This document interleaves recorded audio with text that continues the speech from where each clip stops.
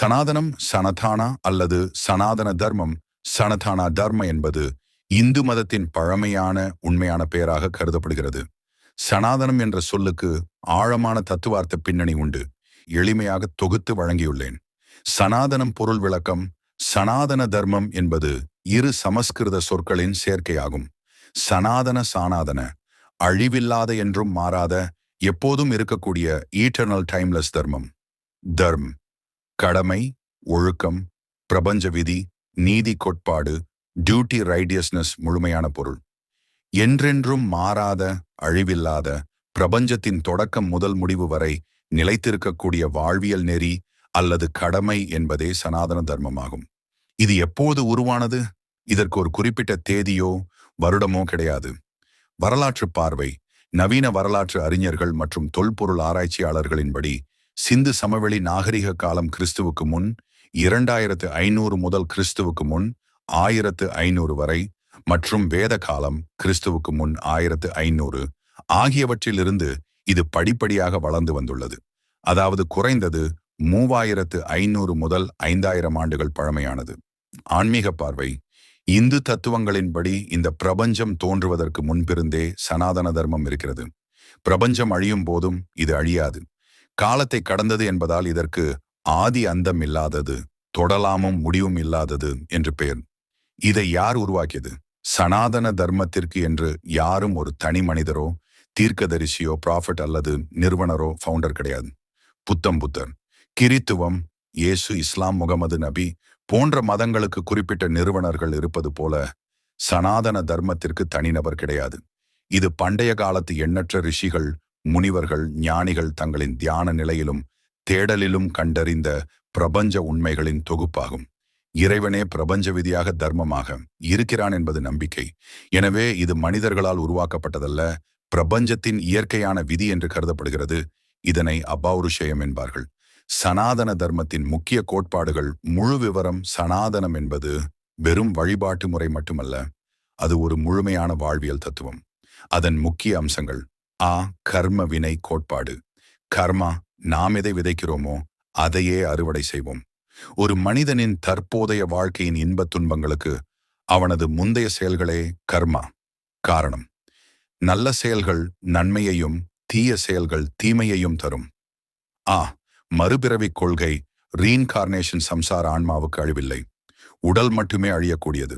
கர்ம வினைகளின் அடிப்படையில் ஒரு ஆன்மா தனது பரிணாம வளர்ச்சிக்காக மீண்டும் மீண்டும் வெவ்வேறு உடல்களில் பிறவி எடுக்கிறது. ஆன்மாவின் இலக்கு புருஷார்த்தஸ். மனித வாழ்க்கைக்கு 4 முக்கிய இலக்குகள் இருப்பதாக சனாதனம் கூறுகிறது. தர்மம், அறநெறி மற்றும் கடமைகளின்படி வாழ்தல். அர்த்தம், நேர்மையான வழியில் பொருள் செல்வம் ஈட்டுதல். காமம், நியாயமான ஆசைகளையும் சிற்றின்பங்களையும் அனுபவித்தல். மோட்சம், பிறவி பெருங்கடலில் இருந்து விடுபட்டு ஆன்மா இறைவனுடன் கலப்பது. இறுதி இலக்கு சகிப்புத்தன்மை மற்றும் பன்மைத்துவம். ஏகம் சத் விப்ரா பகுதா வதந்தி. வேதம் இதன் பொருள். உண்மை ஒன்றுதான், ஆனால் ஞானிகள் அதனை பல பெயர்களில் அழைக்கிறார்கள். கடவுள் ஒருவரே, ஆனால் அவரை அடைய பல வழிகள் உள்ளன என்பதை சனாதனம் ஏற்கிறது. இதனால்தான் இதில் பல வழிபாட்டு முறைகளும் சைவம், வைணவம், சாக்தம் போன்றவை உருவாயின. சனாதனம் குறித்த சமகால பார்வைகள். வரலாற்று போக்கில் சனாதன தர்மத்தின் சில கூறுகள் சமூக மாற்றங்களுக்கு உள்ளாகின. இதனால் இன்று இதன் மீது இருவேறு பார்வைகள் உள்ளன. ஆன்மீக பாரம்பரிய பார்வை, சமூக விமர்சன பார்வை. இது அன்பு, அறம், தியானம், உலக நன்மை, வசுதெய்வ குடும்பகம், உலகமே ஒரு குடும்பம் ஆகியவற்றை போதிக்கும் உன்னதமான வாழ்வியல் நெறி. காலப்போக்கில் இதில் புகுந்த பிறப்பின் அடிப்படையிலான சாதி அமைப்புகளும் வருணாசிரம தர்மம், தீண்டாமையும் சனாதனத்தின் பெயரால் நியாயப்படுத்தப்பட்டதாக சமூக சீர்திருத்தவாதிகள் விமர்சிக்கின்றனர். சுருக்கமாக கூறின், சனாதனம் என்பது எந்த ஒரு குறிப்பிட்ட மனிதராலும் குறிப்பிட்ட காலத்திலும் தோற்றுவிக்கப்படாத பிரபஞ்ச விதிகளின்படி மனிதன் வாழ வழிகாட்டும் ஒரு பழமையான வாழ்வியல் தத்துவமாகும். கால மாற்றத்திற்கு ஏற்ப தன்னை தகவமைத்துக் கொண்டு தொடர்வதே இதன் சிறப்பம்சமாக கருதப்படுகிறது. சனாதன தர்மத்தின் ஆழமான தத்துவங்கள், அதன் முக்கிய நூல்கள் மற்றும் அது காலப்போக்கில் எவ்வாறு பரிணாம வளர்ச்சி அடைந்தது என்பது குறித்த மேலும் சில முக்கிய விவரங்கள். சனாதன தர்மத்தின் வழிகாட்டி நூல்கள். ஸ்கிரிப்சர்ஸ். சனாதன தர்மத்திற்கு என்று ஒரே ஒரு புனித நூல் மட்டும் கிடையாது. அதன் நூல்கள் பறந்து விரிந்தவை. அவை முக்கியமாக 2 பிரிவுகளாக பிரிக்கப்படுகின்றன. ஆ சுருதி ஸ்ருதி கேட்டவை. இவை மனிதர்களால் எழுதப்படாத, பிரபஞ்சத்தின் ஒளியாக ரிஷிகள் தங்களின் ஞான நிலையில் கேட்டு உணர்ந்த உண்மைகளாகும். இதில் எவ்வித மாற்றமும் செய்ய முடியாது. 4 வேதங்கள், ரிக், யஜுர், சாம, அதர்வண வேதங்கள். இவை பிரபஞ்ச ரகசியங்கள், வழிபாட்டு முறைகள் மற்றும் வாழ்வியல் நெறிகளை கூறுகின்றன. உபநிடதங்கள், உபனிஷட்ஸ் வேதங்களின் இறுதிப் பகுதி வேதாந்தம். இவை கடவுள், ஆன்மா, பிரபஞ்சம் பற்றிய ஆழமான தத்துவ விவாதங்களை உள்ளடக்கியவை. ஸ்மிருதி, ஸ்மிருதி நினைவில் கொள்ளப்பட்டவை. கால மாற்றத்திற்கு ஏற்ப மனிதர்களின் ஒழுக்க வாழ்விற்காக ஞானிகளால் நினைவில் கொண்டு எழுதப்பட்ட நூல்கள். இவை காலத்திற்கு ஏற்ப மாறக்கூடியவை. இதிகாசங்கள், ராமாயணம் மற்றும் மகாபாரதம். மகாபாரதத்தின் ஒரு பகுதியே பகவத்கீதை ஆகும். புராணங்கள், சிவபுராணம், விஷ்ணு புராணம் போன்ற 18 மகா புராணங்கள். இவை கதைகள் மற்றும் உருவகங்கள் மூலம் தத்துவங்களை எளிய மக்களுக்கு விளக்குகின்றன. தர்ம சாஸ்திரங்கள், சமூக மற்றும் தனிமனித சட்ட தொகுப்புகள். உதாரணம் மனுஸ்மிருதி, யக்ஞவல்கிய ஸ்மிருதி. சனாதன தர்மத்தின் முக்கிய 4 தூண்கள், கோர் கான்செப்ட்ஸ். சனாதன தர்மத்தின் ஒட்டுமொத்த தத்துவமும் 4 முக்கிய தூண்களின் மீது கட்டமைக்கப்பட்டுள்ளது. 1. ஆன்மாவின் நித்தியத்தன்மை, ஈட்டர்னல் சோல். உடல் அழியும், ஆனால் ஆத்மா அழிவற்றது. அது இறைவனின் பிரம்மன் ஒரு பகுதி. 2. பிரம்மன் தி அல்டிமேட் ரியாலிட்டி. சனாதனத்தில் பிரம்மன் என்பது உருவமற்ற, எல்லையற்ற, எங்கும் நிறைந்த பரம்பொருள். இந்த பிரம்மனே பிரபஞ்சத்தின் அனைத்துமாக இருக்கிறது. மாயை, இல்யூஷன்.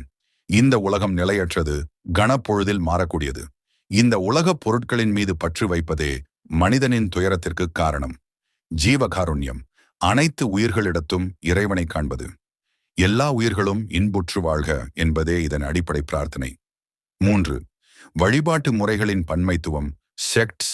சனாதன தர்மத்திற்குள் பல பிரிவுகள் இருந்தாலும் அவை அனைத்தும் ஒரே பரம்பொருளின் வெவ்வேறு வடிவங்களையே வணங்குகின்றன. முக்கிய பிரிவுகள்: சைவம், சைவிசம், சிவபெருமானை முதவர் கடவுளாக வழிபடக்கூடியது. வைணவம், வைஷ்ணவிசம், மகாவிஷ்ணுவையும் அவரது அவதாரங்களையும் ராமர், கிருஷ்ணர் வழிபடக்கூடியது. சாக்தம், சக்திசம், ஆதிபராசக்தியை அம்பாள், காளி, துர்க்கை பிரபஞ்சத்தின் மூல ஆற்றலாக வழிபடக்கூடியது.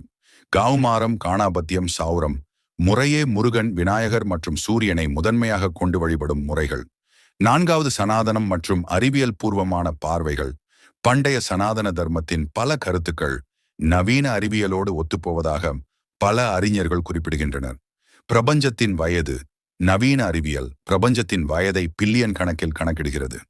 சனாதன தர்மத்தின் சதுர்யுக், கிருத, திரேதா, துவாபர, கலியுகங்கள் மற்றும் கல்பம் போன்ற காலக்கணக்கீடுகளும் பிரபஞ்சத்தின் ஆயுளை பில்லியன் கணக்கிலேயே குறிப்பிடுகின்றன. ஆற்றல் அழிவின்மை விதி, law of conservation, of energy. ஆற்றலை ஆக்கவோ அழிக்கவோ முடியாது.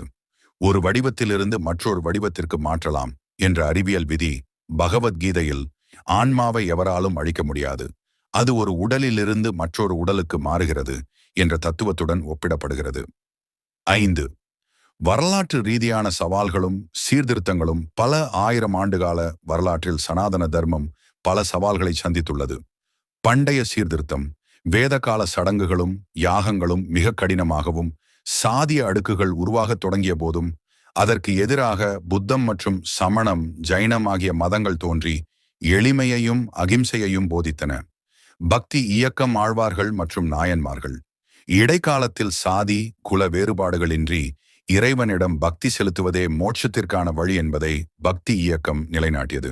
நவீன சீர்திருத்தவாதிகள்.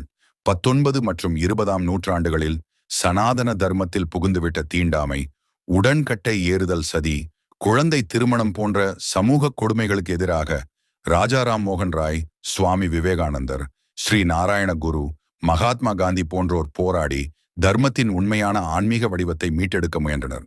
சுருக்கமாக சொன்னால், சனாதனம் என்பது தேங்கி நிற்கும் குட்டை அல்ல. அது கால ஓட்டத்திற்கு ஏற்ப தன்னுள் ஏற்படும் மாசுகளை நீக்கிக் கொண்டு பாய்ந்து வரும் ஒரு நதி போன்றது. நண்பர்களே, எனக்கு தெரிந்த அளவு உங்களுக்கு சுருக்கமாக கூறியிருக்கிறேன். இதில் ஏதேனும் தவறு இருந்தால் கமெண்டில் சொல்லுங்கள், திருத்திக் கொள்கிறேன். இதுதான் இந்துக்களின் நம்பிக்கை. இதை மாற்ற வேண்டும் நினைப்பவர்களை கண்டிப்பாக இந்துக்கள் ஒதுக்கி வைக்க வேண்டும். தமிழக முதலமைச்சர் ஜோசப் விஜய் அவர்களை மிகவும் பிடிக்கும். அதனால் உங்களுக்கு ஒரு வேண்டுகோள். உங்கள் எம்எல்ஏக்கள், எம்பிக்கள், தொண்டர்கள் அனைவருக்கும் எங்கள் நம்பிக்கை பற்றி தவறாக பேச வேண்டாம். அதை தவிர்க்க வேண்டும் என்று கேட்டுக்கொள்கிறேன். இந்து, முஸ்லிம், கிறிஸ்டியன் அனைவரும் இங்கு ஒன்றுதான். அவரவர் நம்பிக்கையை அவரவர் காக்க வேண்டும். அடுத்தது, இந்துக்கள் அனைவருக்கும் ஒரு வேண்டுகோள். இது போன்ற இந்துக்களை பற்றி தவறாக பேசுபவர்களை பற்றி சண்டை போட வேண்டாம். ஆனால் ஏதேனும் ஒரு முறைகளில் ஒரு எதிர்ப்பை தெரிவியுங்கள். நாம் இந்தியாவை பொறுத்த வரையில் அனைத்து மதங்களும் எம்மதமும் சம்மதம் என்றுதான் நாம் வாழ்கிறோம். ஒரு சில அரசியல்வாதிகள் இதை தவறாக எடுத்துக்கொண்டு மூட்டிவிட்டு வேடிக்கை பார்க்கிறார்கள். ஆனால் இந்து, முஸ்லிம், கிறிஸ்டின் அனைவரும், அதனால் அனைவரும் இதை உணர்ந்து கொண்டு செயல்படுங்கள். அனைவருக்கும் நன்றி, வணக்கம்.